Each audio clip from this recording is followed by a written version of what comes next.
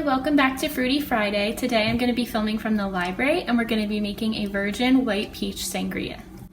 For this drink we're going to need white grape juice, pulp-free orange juice, peach nectar, sliced peaches, green grapes, a lime, a lemon, an orange, and some sparkling mineral water.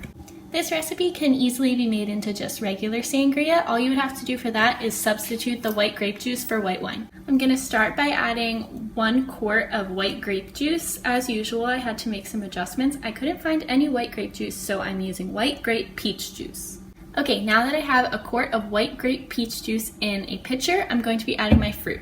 I don't have any grapes, so I'm only going to be adding the peach, the lemon, the lime, and the orange. They're all thinly sliced. The thing about sangria is it's not just a drink, it's also a presentation. You should try your best to make sure the fruit is sliced evenly and thinly, just so that it looks pretty. Next, you're gonna add a half cup of pulp-free orange juice to your pitcher. Next, you're going to add 12 ounces of peach nectar. This is sometimes hard to find, but it's usually in the international aisle of the grocery store. Right now, your sangria should be looking something like this. We're going to give it a stir, put it in the fridge, and then we'll be back in a few hours.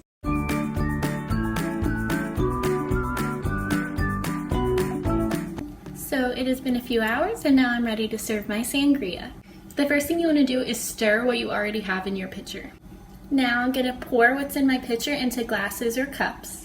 If you're using a wine glass, you're going to want to fill your wine glass 3/4 of the way with what's in your pitcher.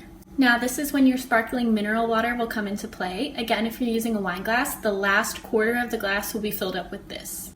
I'm not using a wine glass, I'm using a mason jar, and I am sharing this with other people, so I didn't want to pour out too much, but this is what I have right here.